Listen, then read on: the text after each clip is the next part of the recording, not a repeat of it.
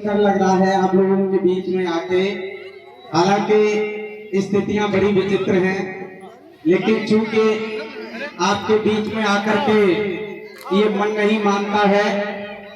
आप लोग देखेंगे कि कल भी पूरे दिन में आपके बीच में रहा। शाम को हमारी पूरी टीम आगरा गई और आगरा जाने के बाद मैं सुबह आपके बीच में यहीं पर था। 10 बजे यहाँ से गया और आप लोग देख रहे हैं कि ड्यूटी अभी खत्म नहीं हुई, अभी तो 4 ही बजे हैं केवल। क्योंकि मन नहीं मानता है आप लोगों के बीच में बगराए। और आप अंदाजा लगाइए कि मैं अभी छुट्टी पर नहीं हूँ, मैं अभी ड्यूटी पर हूँ और आपके बीच में आ गया।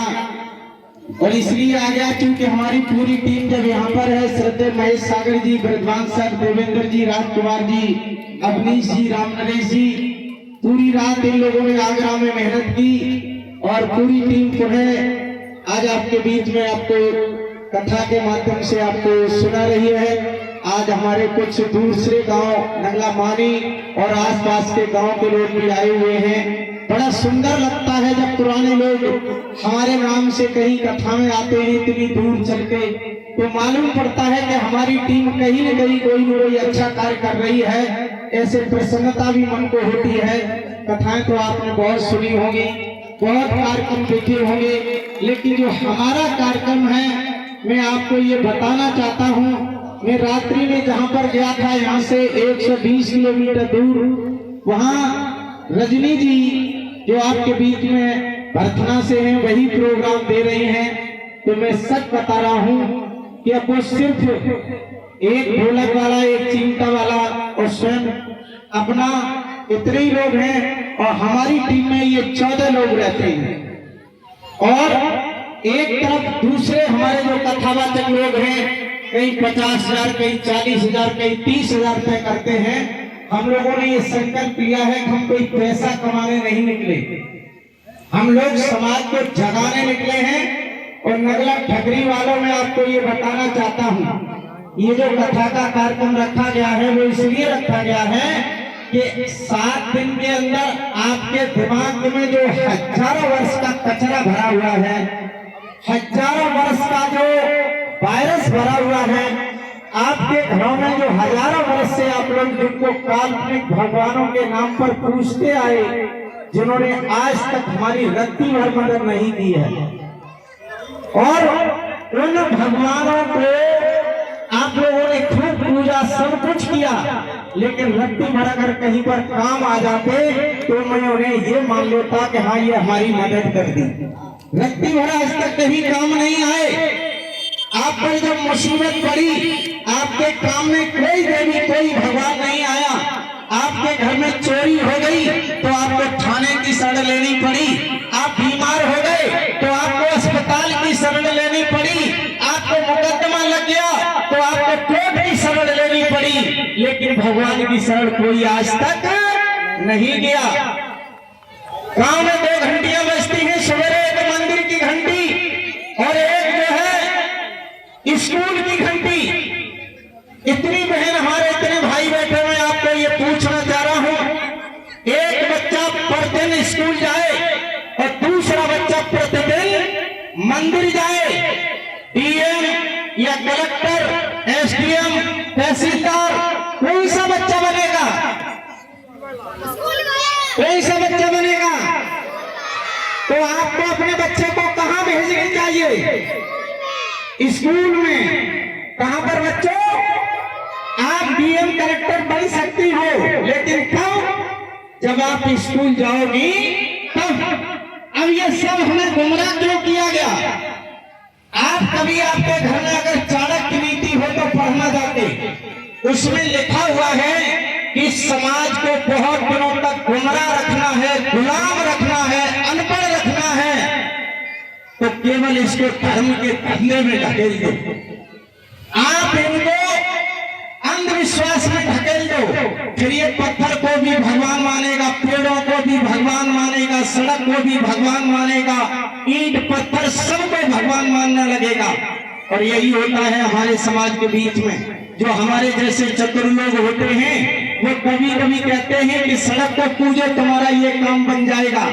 कितनी बहन बेटियां हमारी सड़क पूजने में एक्सीडेंट में मर गई, लेकिन कुछ मिला आज तक नहीं मिला ना।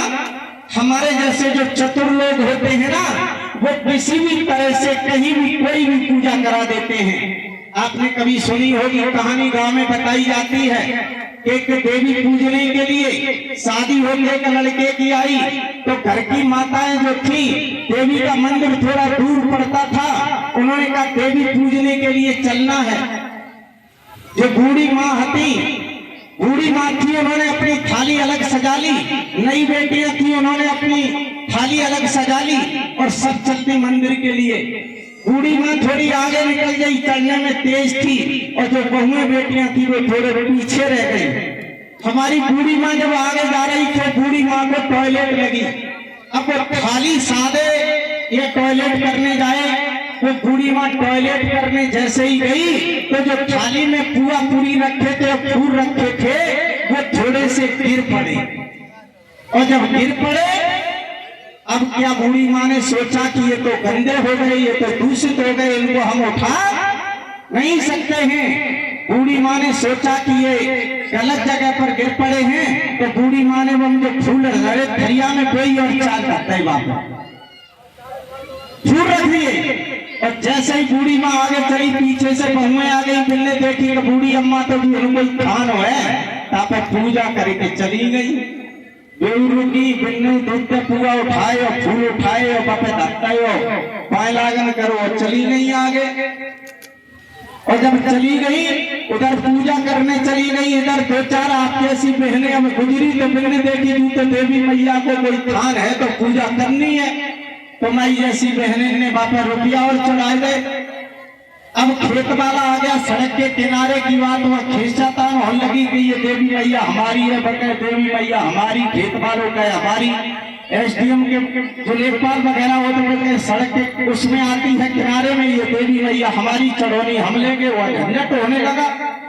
तब तक वो पूजा करके बूढ़ी अम्मा आए गई, लौट बिन्नी देखी कि झमघट काय को लगो, यहाँ तो अभी हम टॉयलेट करके गए थे। उनने देखी इनको बड़ी बड़ी चढ़ानी चढ़ना शुरू हो गई। बिन्नी कही जो देवी मैया काऊ की नहीं, जो देवी मैया तो हमारी है, हम अभी यहाँ पर टॉयलेट करके गए थे, हम पूजा करके गए थे और उसका स्थान बन गया और उसको लोगों ने स्थान दे दिया।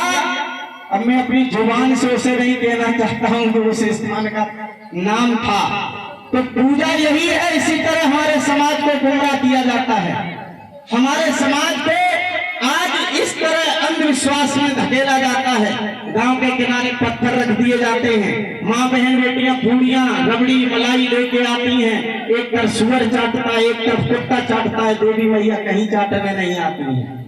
अरे मेरी बहनों, मेरे भाइयों, ये दिमाग को खोलो कि जब तक तुम अच्छी शिक्षा प्राप्त नहीं करोगे, वैज्ञानिक तर्क नहीं करोगे, तब तक तुम्हारे दिमाग में ये बात नहीं आएगी। आज कोई गांव ऐसा नहीं है। मैं अभी अरवा से चला, रास्ते में लगभग 4 जगह मुझे सनातन की कथा सुनाई पड़ी और सब में परोसा क्या जा रहा है, क्या सुनाया जाता है? वही सुनाया जाता है ठेठ झूठ। ठेठ झूठ हमें गुमराह किया जाता है और ये गैर राजनीतिक जड़ें ये इसलिए मजबूत की जा रही कि इस महजन समाज के लड़के बेटा बेटियां आगे न बढ़ पाए, इस पूजा पाठ इस अंधविश्वास में इसी में फंसी रहे। एक बहुत प्रसिद्ध कलाकार है, एक लड़का हमारे कमरे की अभी ऑफिस में पुताई कर रहा था, कह रहा था साहब हमारे गांव में 2 कथाएं बैठी हैं, एक बगल वाले नगर हम बैठी ताकि तुरई तय खोए और एक हमारे गांव बैठी ताकि तय खोए। इतने वाली श्याम सुंदर बौद्ध कह रहे, उतने वाली दूसरे कह रहे। मतलब एक सनातन की एक बौद्ध की है, लेकिन जो बौद्ध के कथावाचक हैं सब कबूल को मुंह भूली बोल देते हैं कन्हैया की जय। हमने की बहुत पुराने कथावाचक हैं, वो कैसे कन्हैया की जय बोल देते हैं। तो मेरा आप सबसे निवेदन है, प्रार्थना है, मैं बहुत समय नहीं लूंगा, सिर्फ मेरी बहनें अगर सुधर गई, एक बहन के सुधरने से 3 परिवार सुधरते हैं। तो मेरी बहनों से मेरा निवेदन है कि यहाँ पर जो पाखंड पर हम लोग ज्यादा बोलते हैं, क्यों हमें इन्हीं में फंसाया गया? पाखंड, अंधविश्वास, पत्थर पूजा, देवी पूजा, भगवान, ईश्वर, इन सब में फंसा दिया गया है और हम इस वायरस को निकाल नहीं पा रहे। मैं कितनी बार आपसे चैलेंज करता हूँ, ये हमारी उंगली सीधी है। आप लोगों को भगवानों से डर लगता है, देवियों से डर लगता है। मैं चैलेंज कर रहा हूँ सबके सामने, ये मेरी उंगली सीधी है। दुनिया का कोई भगवान, कोई देवी, कोई तांत्रिक, कोई भगत अगर हमारी उंगली जरा सी टेढ़ी कर दे, 1 महीने की तनख्वाह देके जाऊंगा और 1 महीने की सागर साहब की भी तनख्वाह दिलवा के जाऊंगा। और सरदार अभी अपने मोबाइल से आपको देके जाऊंगा। और जब आपके घरों से ये काल्पनिक भगवान हम कहते हैं इनको विदा कर दो, तो कुछ हमारी बहनें गाल लगती हैं कि हमारे लगा के पेट में कोई पीर न होने लगे, हमारे पेट में कोई पीर न होने लगे। अरे देवियों, याद करो बाबा साहब से पहले तुम्हें कपड़ा पहनने का अधिकार नहीं था। ये बाबा साहब ना आए होते तो आज भी ये शरीर पर कपड़ा नहीं होता।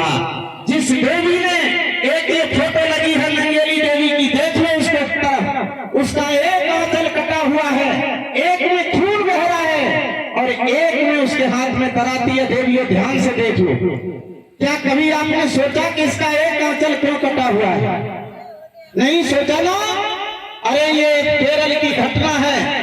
इस बहन के जमाने में शायद घटना सुनाई नहीं गई, अभी हमारे सर सुनाएंगे, लेकिन मैं बता रहा हूँ इस पर अभी हमारे साहब सुनाएंगे, ये घटना सुनाएंगे। अभी तो मैं नहीं सुना रहा हूँ, लेकिन मैं बताना चाहता हूँ। इतनी ये देवियां लगी हुई हैं, एक फोटो लगी हुई है, वो पीछे लिखा हुआ है फूलन देवी। कितनी बहनें फूलन देवी का नाम जानती है? जरा हाथ उठाना। सभी जानती ना। अब एक चीज मुझे बताओ, फूलन देवी ने अपने समय पर अपना बदला लेने के लिए उन दुश्मनों को अपनी गोली से भून दिया। ठीक किया या गलत किया? क्या किया? ठीक किया ना। अगर हमारी बहनें अपने अपमान का बदला लेना सीख जाएं तो शायद तुम्हारे साथ ये अपमान होना बंद हो जाएगा। इसलिए बहनों भाइयों, मैं अपनी बहनों से चाहता हूं, अगर आप सुधर जाओगी तो तुम मायका सुधारोगी और ससुराल भी सुधारोगी, और तुम्हारी बेटी जब ससुराल जाएगी तो वो भी सुधार देगी जाके। तो मैं ये चाहता हूं कि ये कथा मनोरंजन के लिए नहीं है, ये केवल नौटंकी के लिए नहीं है, ये बुद्ध कथा है। बुद्ध का मतलब है बुद्धि। तब हमारे सागर साहब कहते हैं कि दिमाग खोल बैठी हो बहन और भैया, ये बुद्धि की कथा है। मैं बहुत समय ले लिया, इसके लिए क्षमा चाहूंगा सागर साहब से। और मैं चाहूंगा जहां पर ये प्रसंग चल रहा है आप अपना शुरू करें। और बहुत बहुत साधुवाद आप सभी को, बहुत बहुत धन्यवाद।